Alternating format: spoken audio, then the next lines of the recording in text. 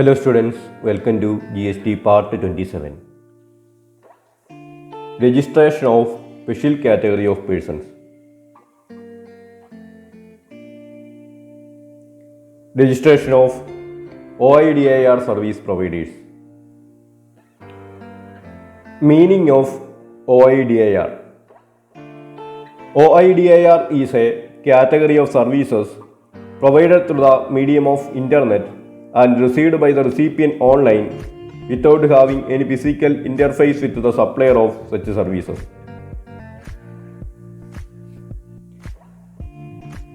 Internet വഴി service provide ചെയ്യുന്നതിനെയാണ് OIDIR എന്ന് പറയുന്നത്. ഇവിടെ റിസീവർ സർവീസ് റിസീവ് ചെയ്യുന്നത് ഓൺലൈനായിട്ടാണ്. സപ്ലയറുമായിട്ട് ഡയറക്റ്റ് ആയിട്ടൊരു ഇൻട്രാക്ഷൻ ഇല്ലാതെയാണ് റിസീവർക്ക് സർവീസ് കിട്ടുന്നത്.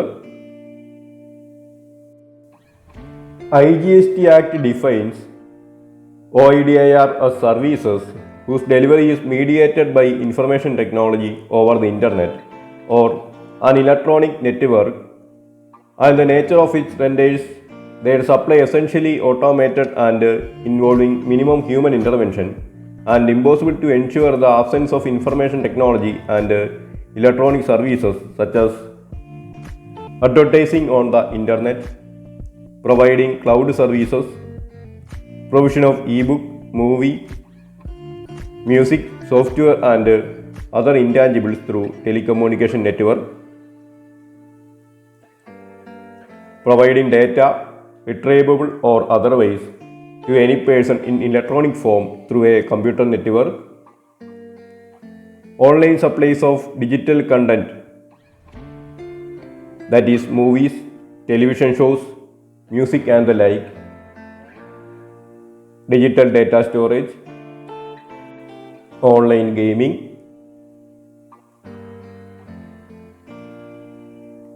IGST ആക്ടിൽ എങ്ങനെയാണ് OIDIR സർവീസസിനെ ഡിഫൈൻ ചെയ്തിരിക്കുന്നു നോക്കാം. ഇൻഫർമേഷൻ ടെക്നോളജിയുടെ സഹായത്തോടെ ഇൻ്റർനെറ്റ് വഴിയോ മറ്റ് ഇലക്ട്രോണിക് നെറ്റ്വർക്ക് വഴിയോ സർവീസുകൾ പ്രൊവൈഡ് ചെയ്യുന്നതിനെയാണ് OIDIR സർവീസസ് എന്ന് പറയുന്നത്.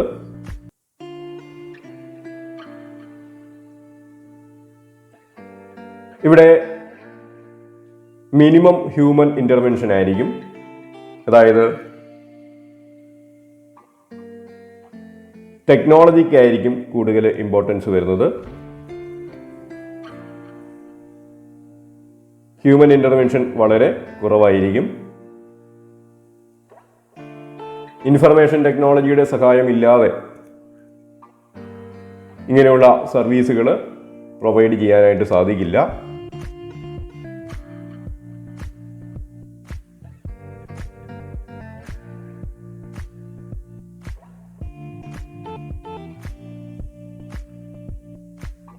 OIDIR സർവീസസിൻ്റെ എക്സാമ്പിൾസ് ഇൻ്റർനെറ്റ് വഴിയുള്ള അഡ്വർടൈസ്മെൻറ്റ്, ക്ലൗഡ് സർവീസസ്, ഇൻടാഞ്ചിബിൾ ആയിട്ടുള്ള എന്തെങ്കിലുമൊക്കെ ഡേറ്റ ഓൺലൈനായിട്ട് സപ്ലൈ ചെയ്യുന്നത്, E book, movie, music, softwares, ഇതൊക്കെ അതിനകത്ത് ഉൾപ്പെടും. ഡേറ്റ സ്റ്റോറേജ് പ്രൊവൈഡ് ചെയ്യുന്നത്, ഡേറ്റ സ്റ്റോറേജ് പ്രൊവൈഡ് ചെയ്യുന്ന കൂടെ യൂസേഴ്സിന് ഡേറ്റ റിട്രൈവലിനുള്ള അവസരമുണ്ട്. ഒരു കമ്പ്യൂട്ടർ നെറ്റ്വർക്കിൻ്റെ സഹായത്തോടെ ഡേറ്റ പ്രൊവൈഡ് ചെയ്യുന്നതും ഡേറ്റ റിട്രൈവൽ സർവീസുകൾ പ്രൊവൈഡ് ചെയ്യുന്നതൊക്കെ OIDIR സർവീസസിൻ്റെ ഭാഗമായിട്ട് വരും.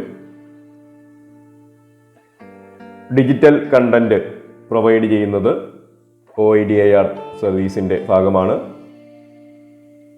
മൂവീസ്, ടെലിവിഷൻ ഷോസ്, മ്യൂസിക്, ഇങ്ങനെയുള്ള ഡിജിറ്റൽ കണ്ടന്റുകളൊക്കെ സപ്ലൈ ചെയ്യുന്നത്. ഓൺലൈൻ ഗെയിമുകൾ പ്രൊവൈഡ് ചെയ്യുന്നതും OIDIR സർവീസസിൻ്റെ ഭാഗമാണ്. മുകളിൽ പറഞ്ഞ രീതിയിൽ ഉള്ള എല്ലാ സർവീസുകളും OIDIR സർവീസുകളാണ്. CGST Rule 14 Grant of registration to a person supplying online information and database access or retrieval services from a place outside India to a non-taxable online recipient. CGST Rule 14-ലാണ് OIDIR service provide ചെയ്യുന്ന സപ്ലയറുടെ രജിസ്ട്രേഷനെ കുറിച്ച് പറയുന്നത്.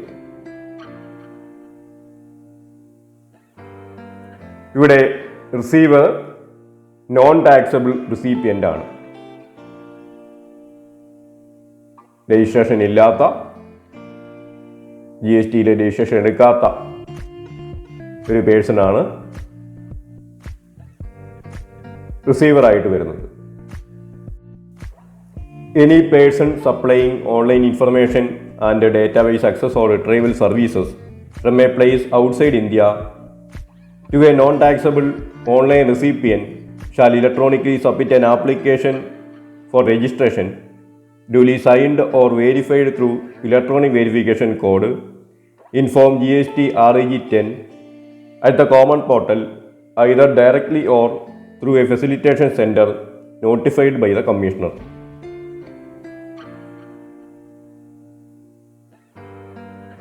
പല കേസുകളിലും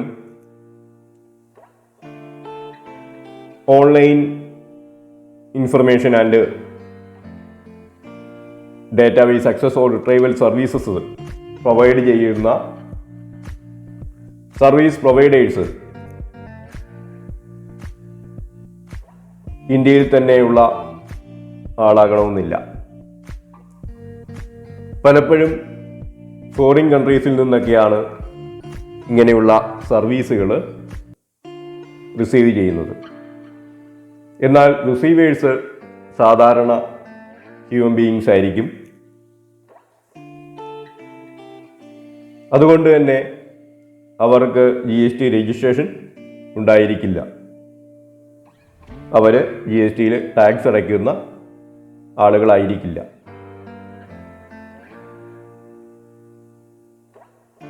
OIDIR service provide ചെയ്യുന്ന person ഇന്ത്യയിലുള്ള ആളല്ല എങ്കിൽ, ഇന്ത്യക്ക് പുറത്തു നിന്നാണ് സർവീസുകൾ പ്രൊവൈഡ് ചെയ്യുന്നതെങ്കിൽ, എന്നാൽ സർവീസ് റിസീവ് ചെയ്യുന്ന പേഴ്സൺ ഇന്ത്യയിലുള്ള നോൺ ടാക്സബിൾ റിസീപ്പിയൻ്റ് ആണെങ്കിൽ OIDIR സർവീസ് പ്രൊവൈഡ് ചെയ്യുന്ന സർവീസ് പ്രൊവൈഡർ സെപ്പറേറ്റ് രജിസ്ട്രേഷന് വേണ്ടി അപ്ലൈ ചെയ്യണം. ഫോം GST REG 10 എന്ന ഫോമിലാണ് അപ്ലൈ ചെയ്യേണ്ടത്.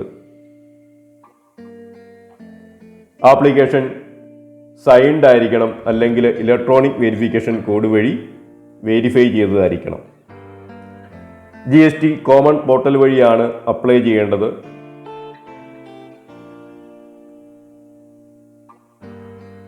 അപ്ലൈ ചെയ്യുന്ന സർവീസ് പ്രൊവൈഡർക്ക് ഡയറക്റ്റ് ആയിട്ടോ കമ്മീഷണർ നോട്ടിഫൈ ചെയ്യുന്ന ഫെസിലിറ്റേഷൻ സെൻറ്റർ വഴിയോ ആപ്ലിക്കേഷൻ സബ്മിറ്റ് ചെയ്യാവുന്നതാണ്. ഓൺലൈൻ ആപ്ലിക്കേഷനാണ്. GST കോമൺ പോർട്ടൽ വഴിയാണ് അപ്ലൈ ചെയ്യുന്നത്. ഫോം GST REG 10 ആണ്.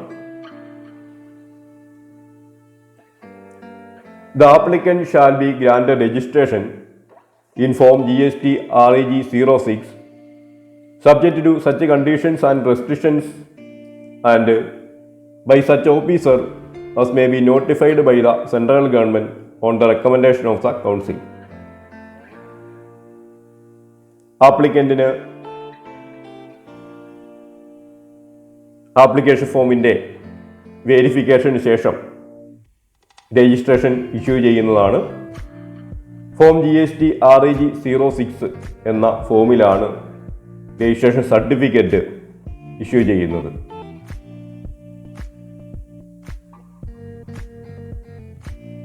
സെൻട്രൽ ഗവൺമെൻറ് GST കൗൺസിലിൻ്റെ റെക്കമെൻഡേഷൻ അനുസരിച്ച് നോട്ടിഫൈ ചെയ്തിരിക്കുന്ന കണ്ടീഷൻസും റെസ്ട്രിക്ഷൻസും അനുസരിച്ചുകൊണ്ടായിരിക്കും ആപ്ലിക്കേഷൻ സ്വീകരിക്കുന്നതും രജിസ്ട്രേഷൻ ഇഷ്യൂ ചെയ്യുന്നതും.